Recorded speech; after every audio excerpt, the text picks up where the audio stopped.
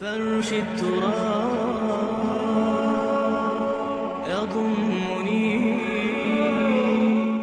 دو سوال مجھے کرنے ہیں.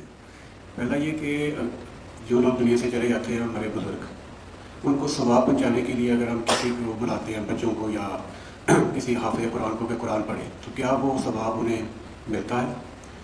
دوسرا سوال یہ ہے کہ مرنے کے بعد انسان کی زندگی، کیا جو نیک لوگ ہیں وہ قبروں کے اندر ہی ہیں، اور کیا ان کا کوئی عمل دخل دنیا میں رہ جاتا ہے، یا کیا وہ ہمارے لیے کوئی دعا کر سکتے ہیں یا نہیں؟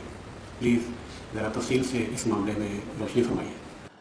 اس میں تو کیٹیگوریکل میرا جواب ہے کہ قطعاً نہیں، بلکہ یہ بدعت ہے. یعنی یہ بجائے آپ کو کوئی ثواب دلانے کے الٹا جو ہے آپ پر گرفت ہو جائے گی. ایسی کوئی چیز صحابہ سے ثابت نہیں ہے، اور ہمارا دین وہی ہے، ما انا علیہ واصحابی. رسول نے فرمایا جس چیز پہ میرا عمل ہے اور میرے صحابہ کا ہے، دین تو اصل میں وہی ہے. جہاں تک ایصال ثواب کا تعلق ہے، اس میں ہمارے ہاں ذرا کافی مختلف آراء موجود ہیں. مجھے اس رائے سے اتفاق ہے کہ مالی اگر کوئی عبادت ہے، اس کا ثواب آپ اپنے کسی فوت شدہ بزرگ کو منتقل کر سکتے ہیں. مطلب آپ نے کسی بیوہ کی کوئی مدد کی ہے، کسی یتیم کی کوئی مدد کی ہے، کسی دینی کام میں پیسہ لگایا ہے، کوئی صدقہ جاریہ شروع کیا ہے خدمت خلق کے لیے وغیرہ وغیرہ، تو اس کی تو جو ہے اس کے ثواب کو منتقل کیا جا سکتا ہے کہ اللہ اس کا ثواب میرے والد یا میری والدہ کے روح کو پہنچا دے. جسمانی نہیں. آپ نماز پڑھ کے کہیں اس کا ثواب، یا روزہ رکھ کر کہیں کہ اس کا ثواب، یا یہ کہ آپ قرآن پڑھ کر کہیں، یہ آپ ہی کو ثواب ہوگا. آپ خود پڑھیں گے آپ کو ثواب ہوگا. البتہ ایسے تمام افعال کے بعد جب آپ اللہ سے دعا کریں گے، یہ نہیں کہیں گے کہ میرے اس فعل کا ثواب منتقل کر دے، اے اللہ میرے والدین کی مغفرت فرما، تو یہ کوئی نیک کام کرنے کے بعد جو ہے اس دعا کی تاثیر جو ہے وہ بڑھ جاتی ہے. بس اس پہلو میں انڈائریکٹلی اس کا ایک تعلق بن جائے گا. ورنہ یہ کہ وہ اس طریقے سے بچوں کو بلانا اور پڑھانا اور یہ جو ہے سوئم میں کرنا اور قرآن خوانی کی محفلیں، یہ سب بدعات ہیں، اور یہ در حقیقت دین میں اضافے ہیں، اور ان کی کوئی حقیقت نہیں ہے. دیکھیے، انسانی زندگی کے یہ تین دور ہیں. حیات دنیاوی جو ہماری پیدائش سے شروع ہو کر اور ہماری موت پر ختم ہو جائے، پھر حیات برزخی موت سے لے کر قیامت کے دن تک، اور پھر حیات اخروی ہے قیامت میں ریزریکشن کے بعد سے وہ زندگی جو ہے جو جنت یا دوزخ کی ہے. اس میں ان دونوں زندگیوں کے بارے میں تفصیل سے کوئی بات کرنا بالکل غلط ہے، اور اس سے فتنے پیدا ہوتے ہیں. ظاہر بات ہے کہ قبر، جسم تو قبر میں رہتا ہے، اس میں تو کوئی شک ہی نہیں ہے. روح کہاں جاتی ہے؟ کیا وہ بھی قبر ہی میں رہتی ہے یا کہیں اور چلی جاتی ہے؟ قرآن مجید میں سجین اور اعلیٰ علیین کا ذکر موجود ہے، لیکن یہ تمام چیزیں متشابہات میں سے ہیں. یہ تمام چیزیں قرآن مجید میں سورہ آل عمران کے شروع میں بیان کیا گیا ہے کہ ہم نے یہ کتاب اتاری ہے، اس میں کچھ آیات محکمات ہیں، کچھ متشابہات ہیں. وہ متشابہات کا ایگزیکٹ مفہوم جاننا اس وقت ہمارے لیے ممکن نہیں ہے. یہ تو جب اس عالم میں ہم پہنچیں گے تو معلوم ہوگا کہ ہاں یہ بات تھی کہ جو قرآن مجید میں اس طور سے کہی گئی تھی.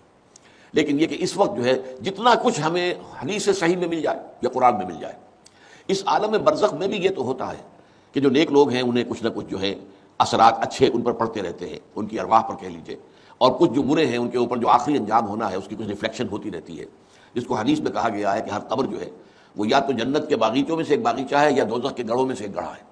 یا کہیں کہہ دیا جاتا ہے کہ کھڑکی کھول دی جاتی ہے اس میں، یا جنت کی طرف سے ٹھنڈی ہوائیں آئیں، خوشبوئیں آئیں، اور یا دوزخ کی طرف سے کہ آگ کی لپٹ آئے. دوزخ میں داخل ہوں گے قیامت کے بعد ہی، اور جنت میں داخل ہوں گے قیامت کے بعد ہی، لیکن اس کے کچھ آثار پڑنے شروع ہو جاتے ہیں.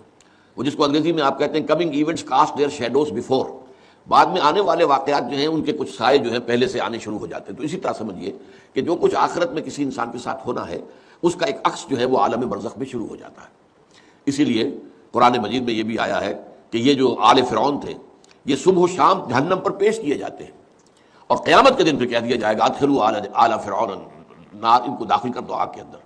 تو یہ اس حد تک. باقی یہ ہے کہ تفصیل میں جانا، ہاں ایک رائے ہے، یہ شاہ ولی اللہ دہلوی رحمۃ اللہ علیہ کی، اگر ان کی رائے نہ ہوتی تو میں اسے بیان بھی نہ کرتا، لیکن یہ کہ وہ ایک بہت بڑے محدث اور بہت مفکر اور دین کے فلسفے سے بہت بڑے واقف انسان تھے. انہوں نے کہا کہ جو اولیاء اللہ ہوتے ہیں، اللہ کے نیک بندے، اللہ کے بندے، ان کے انتقال کے بعد ان کی روحوں کو بھی اللہ فرشتوں کے طبقہ اسفل میں شامل کر دیتا ہے.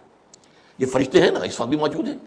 ابھی شاید اگلے ہی جمعے میں وہ حدیث جو ہے اس کا بیان آئے گا کہ جب بھی کسی گھر میں، اللہ کے گھر میں کچھ لوگ اس لیے جمع ہوں کہ اللہ کی کتاب پڑھیں اور سمجھیں اور سمجھائیں، تو ان کے اوپر فرشتے گھیرا ان کا ڈال لیتے ہیں، اور ان پر اللہ کی طرف سے سکینت نازل ہوتی ہے اور رحمت نازل ہوتی ہے، اور اللہ ان کا ذکر کرتا ہے فرشتوں کے پاس. دیکھو میرے بندے، تم کہتے تھے یہ فساد مچائے گا، دیکھو یہ بھی تو ہے نا جو میرے کلام کو پڑھنے کے لیے میرے گھر میں جمع ہے. تو فرشتے ہیں موجود، ہم میں سے ہر ایک کے ساتھ 2 فرشتے موجود ہیں. تو یہ فرشتہ اسفل ہے، سب سے نیچے، جو دنیا کے کاروبار کو چلانے میں اللہ تعالیٰ کے سول سرونٹس ہیں، پھر اس سے اوپر کے فرشتے ہیں، اس سے اور اوپر کے فرشتے، پھر مقربین ہیں جو اللہ تعالیٰ کے قریب ترین فرشتے ہیں۔ لیکن یہ کہ ملائکہ کے طبقہ اسفل میں شامل کر لیتے ہیں تاکہ جو کام اللہ تعالیٰ ملائکہ سے لیتا ہے وہ ان سے بھی لینے شروع کر دیتا ہے۔ لیکن ہمیں یہ اجازت نہیں ہے کہ ہم فرشتوں کو پکار کر کہیں کہ اے فرشتے، اے جبریل، اے میکائیل یا فلاں، اے منکر جو یا میرے جو ہے کرامن کاتبین، میرا یہ کام کر دو، نہیں، یہ شرک ہو جائے گا۔